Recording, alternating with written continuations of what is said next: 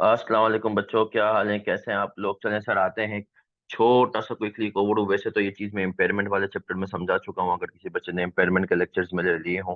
Sir हमारे पास एक grade है IFRS 9 के रिलेटेड, जिसके अंदर जो है 30 से 35 नंबर के उसके अंदर। वैसे तो IFRS 9 रिलेटेड स्टैंडर्ड है, लेकिन उसके अंदर अगर हम गौर से देखें तो हमारे पास इम्पेयरमेंट आता है, हमारे पास जो है IS 21 आता है, और हमारे पास IFRS 13 आता है।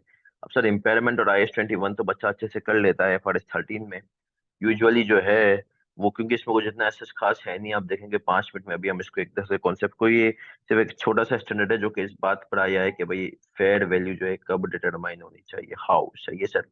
तो आते हैं सर, इसको 5 मिनट में खत्म करते हैं, सिर्फ एक कॉन्सेप्ट आपको देने तक। वैसे हम इसको इम्पेयरमेंट वाले लेक्चर के अंदर एक सवाल के अंदर में कवर कर चुका हूँ। आ जाए सर, पढ़ते हैं। IFRS 13 fair value measurement effective हुआ था सर ये 1 जनवरी 2013 को। हमने कहा सर इसका ऑब्जेक्टिव तीन चीजें थी कि फेयर वैल्यू क्या होती है उसको डिफाइन करना, और हमने कहा फ्रेमवर्क बताना कि भाई कब कौन सी फेयर वैल्यू जो है वो करना है, और इसके डिस्क्लोजर बताना कि फेयर वैल्यू रिलेटेड डिस्क्लोजर कौन से होंगे। ठीक है सर। फिर हम आते हैं IFRS 13 फेयर वैल्यू मेजरमेंट में। हमने कहा एक बेसिक सा रूल याद रखें कि सर हमें जो फेयर वैल्यू चाहिए होती है वो किसी भी केस में वो चाहिए होती है इसका प्रिंसिपल मार्केट की फेयर वैल्यू। प्रिंसिपल मार्केट कौन सी मार्केट होती है? जो कि विद जिसके पास वॉल्यूम सबसे ज्यादा और एक्टिविटी लेवल सबसे ज्यादा हो। जैसे कि मैं एग्जांपल देता हूँ, अगर मवेशी मंडी की बात की जाए तो कराची में 3 जगह लगती है। हमने कहा सोराब गोट, मलीर, और हमने कहा भैंस कॉलोनी। तो हमने कहा ये 3 जगह इसमें सोराब गोट प्रिंसिपल मार्केट कहलाएगी, उसकी वॉल्यूम सबसे ज्यादा है, उसकी एक्टिविटी सबसे ज्यादा है। तो हमने कहा हमें उसकी फेयर वैल्यू कंसीडर करनी है किसी भी चीज को करते हुए। सही है सर। उसकी फेयर वैल्यू हमें कंसीडर करनी है। अगर प्रिंसिपल मार्केट नहीं है, मतलब सोराब गोट नहीं है, अब सारी छोटी छोटी मंडी है, किसी साल सोराब गोट की मंडी नहीं लगी, अब हमने कहा मलीर लगी है, भैंस कॉलोनी लगी है, लांडी इब्राहिम हैदरी की मंडी लगी है, हमने कहा मवेशी मंडी। तब उस केस में हमें जाना है मोस्ट एडवांटेजियस जो है मार्केट में। सही है। तो मोस्ट एडवांटेजियस मार्केट कौन सी होती है एसेट के केस में? मैक्सिमाइजेज अमाउंट टू सेल। सही है। प्लस ट्रांजैक्शन कॉस्ट को हमें कंसिडर करना है, और हमने कहा मिनिमाइजेज अमाउंट टू ट्रांसफर, और ट्रांसपोर्ट कॉस्ट को माइनस करना है हमने। ये लायबिलिटी के केस में, ये एसेट के केस में होती है मेरा बच्चा मोस्ट एडवांटेज, जिसमें हमारे पास मैक्सिमम पैसे हैं। लायबिलिटी के केस में, जिसमें हमने कहा कि हमारे पास कम से कम पैसे जाए लाइबिलिटी को सेटल करने के लिए, उसको हम कहते हैं मोस्ट एडवांटेजियस। तो हमने कहा ये होती है। ठीक है सर। सर फिर हम आते हैं IFRS फेयर वैल्यू मेजरमेंट की कुछ टेक्निक्स। हमें बताता है कि भैया कुछ मेजरमेंट टेक्निक्स हैं आपकी।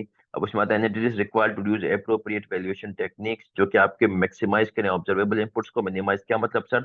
मतलब मैक्सिमाइज ऑब्जर्वेबल इनपुट्स का मतलब ये है कि आपको वाजे हो कि क्या चीज मतलब नजर आ रहा हो, और मिनिमाइज का मतलब अनसर्टेन बातें। सही है सर। जैसे मैक्सिमाइज जानवर हम लेने जाते हैं कुर्बानी के दिनों में, तो हमने कहा हमें नजर आता है जानवर खूबसूरत, बे भारी, बे सब कुछ है। सही है।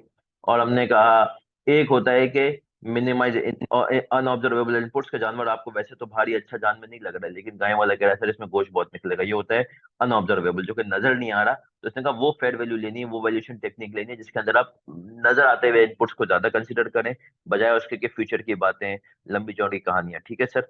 तो हम आते हैं, इसने कहा 3 टेक्निक्स होती हैं इसमें। सबसे पहले हमें फोकस करना है मार्केट अप्रोच पे। मार्केट अप्रोच होती है यूजुअली, हमने कहा ये किसी भी एसेट्स वगैरह की हमारी होती है, जिसको हम कहते हैं कि इसका रेट ऑफ रिटर्न वगैरह, कि भाई रिटर्न कितना है किसी भी एसेट के। हम फेयर वैल्यू हम निकालते हैं खासतौर पे फाइनेंशियल एसेट के लिए होता है कि इसके हम देखते हैं मार्केट मल्टीपल्स क्या है शेयर्स वगैरह के केस में। मैट्रिक्स प्राइसिंग क्या है? मतलब कि हम देखते हैं कि काइबोर्ड बैंक कितना पैसा दे देगा, तो इस कंपनी के शेयर में इन्वेस्ट करेंगे तो हमें कितना पैसा मिलेगा। सही है। तो ये यूजुअली होता है हमारे पास फाइनेंशियल एसेट्स के लिए मार्केट अप्रोच हम यूज करते हैं। सही है।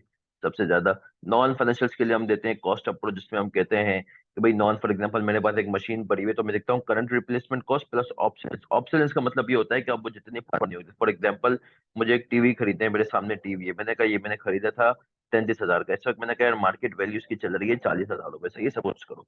और मैंने कहा कि भाई लेकिन ये मेरा टीवी पुराना हो गया है, तो ऑप्शंस को इसमें से मैं माइनस कर देता हूँ। सही से। प्लस का मतलब यहाँ पे अफेक्टिवली माइनस है। तो मैंने कहा सपोज करो इसके यार पुराने होने का अलाउंस 15,000 है, तो फिर मैं कहूंगा मेरे इस टीवी की फेयर मार्केट वैल्यू 25,000 है। सही है सर। तो कॉस्ट अप्रोच होती है कि नया भी कितने का आएगा उसमें से मुआवजा। फिर हमने कहा इनकम अप्रोच होती है कि जो कि हम फ्यूचर के उससे प्रेजेंट वैल्यू निकाल लेते हैं। ये सबसे लीस्ट हम यूज करते हैं इनकम अप्रोच के, हम फ्यूचर को देखते हुए फेयर वैल्यू निकाल रहे होते हैं किसमें?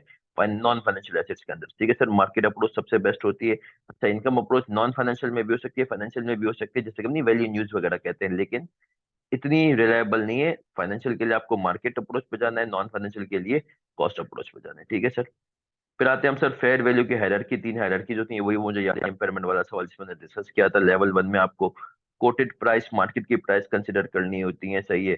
आपको उसी किस्म के जो एसेट्स की इन active market for identical assets liability में हमने कहा बिल्कुल जो सेम एसेट्स होते हैं उनकी प्राइस देखनी होती है। अगर उसी एसेट की प्राइस मार्केट में चल रही है, तो फॉर एग्जांपल मुझे अपनी मेरान बेचनी है 1993 की, मैं गया parkwheels.com पे, मैंने मेरान को देख लिया, ये कोटेड प्राइस हो गया, सही है। Coated price of shares traded on stock exchange, सही है सर। एग्जांपल्स जो कि लेवल टू होता है input other than quoted price with in level one but that are observable for asset level either directly quoted price for similar in plus minus in active market. For example sir मैंने कहा मुझे अपनी मेरान बेचनी 1989 की, अब उस time की मेरान किसी के पास है ही नहीं, सब खत्म हो चुकी है, कुछ भी है। तो अब मैं देखूंगा यार 93 की इतनी की बिक रही है, तो उसमें से इतना एडजस्ट करो, उसको कहते हैं coated prices for similar in active markets plus minus. देखिए सर अगर मुझे अपनी मेरान 1993 की बेचनी है, वो पाक व्हील्स पे अवेलेबल है, मिल गई नहीं है, तो फिर मैंने उसको ये देख लिया 90 मेरी 89 की है, 93 की इतने में बिक रही है, तो मैंने प्लस माइनस कर लिया। Coated prices for similar identical in, अगर एक्टिव में आपको नहीं मिले तो फिर इनएक्टिव में जाना है। अदर इनपुट्स देखने हैं, मार्केट कोरोबोरेटेड इनपुट्स देखने हैं कि भाई मार्केट में लोगों से वैल्यू लगाओ कि अच्छा भाई कितनी होनी चाहिए। और फिर एंड में हम जाते हैं लेवल थ्री। देखो सबसे पहले लेवल वन प्राइसेस अवेलेबल है वो देखने हैं, वो नहीं है तो लेवल टू, फिर level three financial forecast, historical volatility और adjustments to mid market consensus, सही है सर। मतलब आपको अनऑब्जर्वेबल में देखना है कि फ्यूचर क्या फोरकास्ट किया है, हिस्टोरिकली क्या प्राइसेस रही हैं इस किस्म के, भले अभी नहीं मिल रहे, पहले क्या नहीं है, सही है सर। अब आते हैं सर, हमने कहा इसके डिस्क्लोजर्स में कुछ खास चीजें नहीं है जिसके डिस्क्लोजर में आपको लिखना होता है कि आपने वैल्यूएशन टेक्निक्स कौन सी यूज की हैं,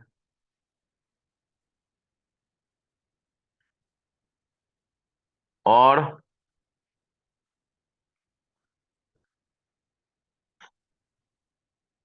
फेयर वैल्यू कौन से लेवल की यूज की है।